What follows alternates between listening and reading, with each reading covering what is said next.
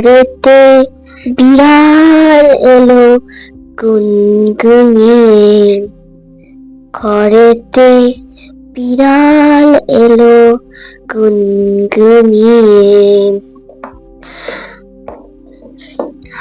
আমার এই মাছের গন্ধ যায় শুকিয়ে, ঘরেতে বিড়াল এলো গুনগুনিয়ে। আমার তো এখন জিভটাকে লক লক করছে, জানি না পুরো রেসিপিটা কমপ্লিট হলে কি করব। যাক বাবা, এখন বেশি কথা না বলে পালাই, কারণ যত দেরি করবো খেতে তো ততই দেরি হবে, তাই না?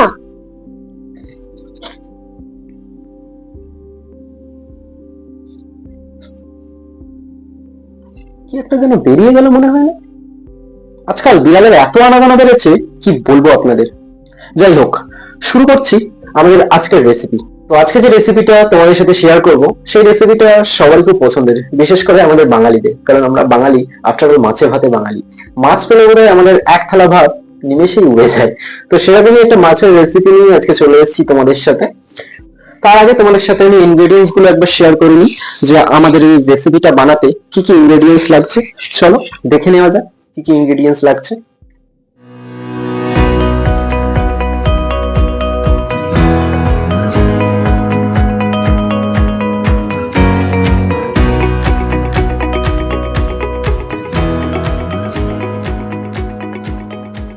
আজকে আমাদের যে রেসিপিটি আমরা আজকে আমাদের এই রান্নাবাটির হেসেলে করব, তার নাম হচ্ছে দুধ রুই পোস্ত।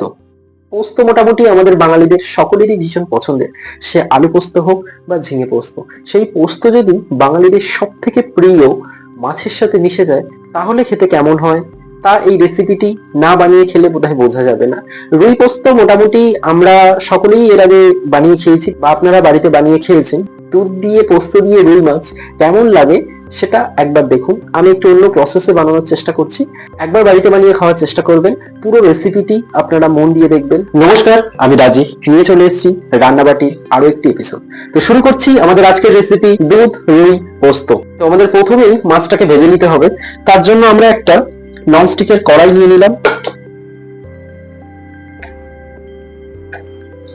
আমরা মাছ ভাজার জন্য সরষের তেল দিয়ে দিলাম বেশ কিছুটা।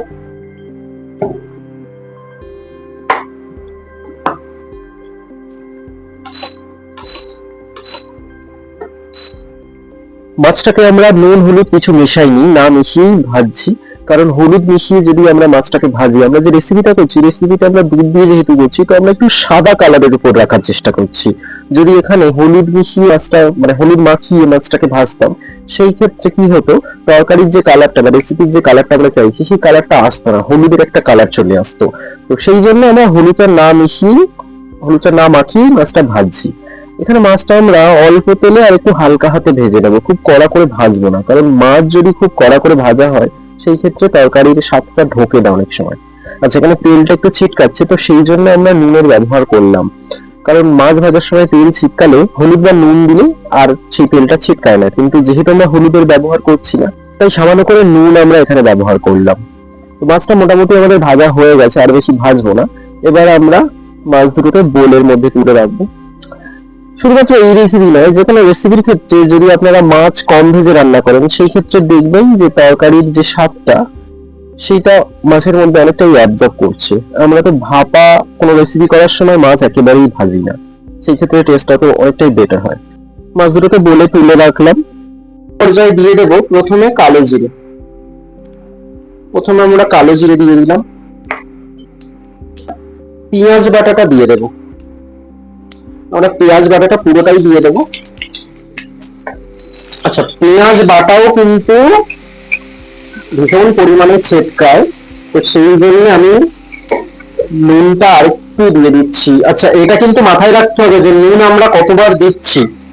প্রথমে 2-3 বার নুনটা ইউজ করলাম, এই ছেটকাচ্ছে সেই জন্য, আর পরে গিয়ে ফের আবার নুন দিলাম, ফলে ওটা খুব চাপ হয়ে যাবে। তরকারি নুন কম হলে খাওয়া যায়, কিন্তু নুন বেশি হলে কিন্তু কোনোভাবেই খাওয়া যায় না, খুব চাপ হয়ে যায়। আমি প্রতিটা রান্নায়, মানে যেগুলোতে পেঁয়াজ দিই বিশেষ করে, তাতে চিনিটা পেঁয়াজ দেওয়ার পরে দেওয়ার চেষ্টা করি, এই কারণেই দেওয়ার চেষ্টা করি, কারণ পেঁয়াজের কালারটা ভালো আসে সেই কারণে। আর পেঁয়াজের কালারটা খুব ভালো আসে, আর তাছাড়া তরকারির কালারটা মোটামুটি ভালো আসে। যদিও এখানে আমি তরকারিটা সাদার উপরেই রাখবো।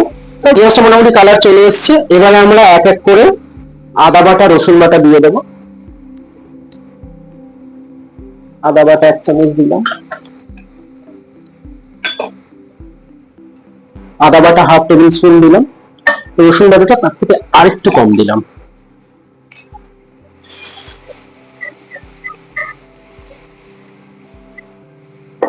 মাছের পরিমাণটা যদি বেশি থাকতো তাহলে আমি পরিমাণ আরেকটু বেশি দিতাম, যেহেতু মাছের পরিমাণটা কম তাই খুব বেশি দেওয়ার প্রয়োজন নেই। তো এবার আমরা টমেটো বাটাটা পুরোটা দিয়ে দিই, কারণ টমেটো বাটা তো অনেকটাই কাঁচা গন্ধ থাকে, টমেটোর কাঁচা গন্ধটা চলে যাওয়াটা খুব দরকার। টমেটো কুক হতে একটু সময়ও লাগে, বেশ কিছুক্ষণ। যে রান্নাই হোক না কেন, টমেটোর কাঁচা গন্ধ না গেলে কিন্তু তরকারি খেতে একদমই ভালো লাগে না।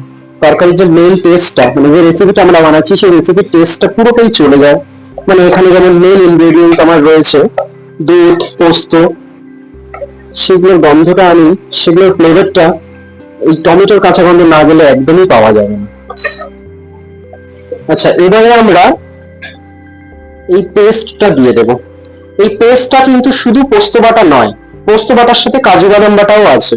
কাজু বাদাম আর পোস্তটাকে জলে 5 মিনিট ভিজিয়ে রেখেছিলাম, নর্মাল জলে, তারপর সেটাকে পেস্ট করেছি। এখানে পোস্তর পরিমাণটা বেশি আছে, কাজুর পরিমাণটা কম আছে। পুরো পেস্টটা আমি এখানে দিয়ে দিলাম।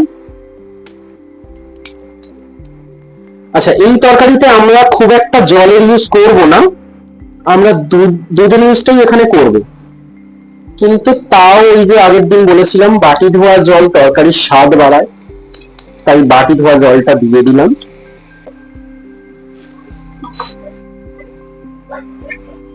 কাজু বাদাম পোস্ত দিয়ে খুব একটা বেশি কষানোর প্রয়োজন পড়ে না। এখন আমরা কাঁচা লঙ্কা বাটাটা দিয়ে দেবো।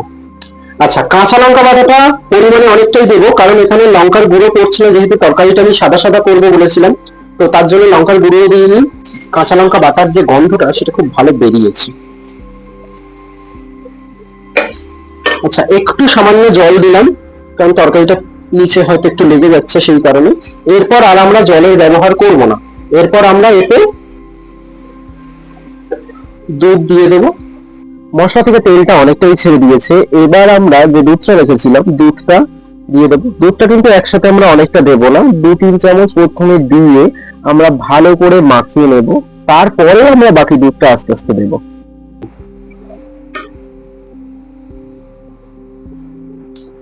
আমি দেখে নিই আগে মোটামুটি কতটা পাতলা হলো, তার উপর বেস করে আমি বাকি দুধটা দেবো।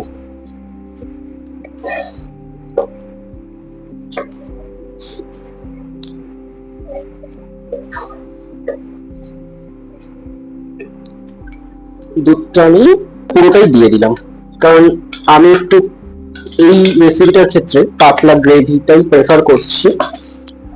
আর বেশ খানিকক্ষণ তো মোটামুটি আমাদের গ্রেভিটা ফুটবে,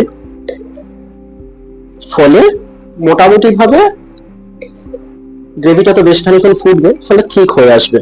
আচ্ছা, একটু আমি ঢাকা দিয়ে রাখছি 2-3 মিনিটের জন্য। হালকা একটু তেল ছেড়ে দিলেই আমরা মাছটা দিয়ে দেবো। মশলাটা অনেকটাই ফুটে এসেছে, তেলও ছেড়ে দিয়েছে। এবার আমরা ভেজে রাখা মাছ দুটো এই গ্রেভিটার মধ্যে দিয়ে দেবো, কারণ মাছটা যেহেতু আমরা অল্প ভেজেছিলাম গ্রেভির স্বাদটা ঢোকার জন্য, ফলে এখনই দিয়ে দিলাম যাতে গ্রেভির স্বাদটা মাছটার মধ্যে ঢুকে যায় ভালোভাবে। এরপর আমরা ঢাকা দিয়ে দেবো 5 মিনিটের জন্য। মোটামুটি 5 মিনিট ভালোভাবে ফুটে উঠুক, তাতে মশলার যে স্বাদটা সেটা মাছটার মধ্যে ঢুকে যাবে। 5 মিনিট পরে আমরা এটাকে খুলে নেব, নিয়ে এর মধ্যে আমরা গরম মশলা এবং ধনেপাতা কুচি দিয়ে আবার 2-3 মিনিটের জন্য ঢাকা দিয়ে দেবো। গরম মশলা দিয়ে দিলাম,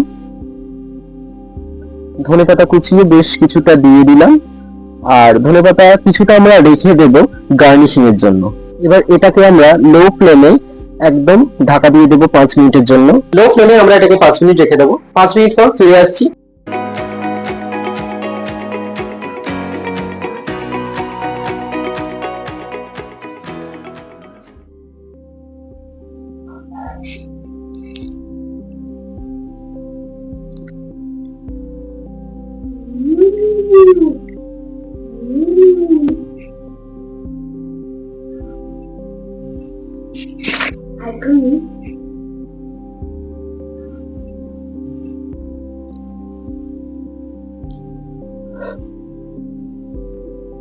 পুরোটাই আমার, পুরোটাই আমি একা খেয়ে নেব।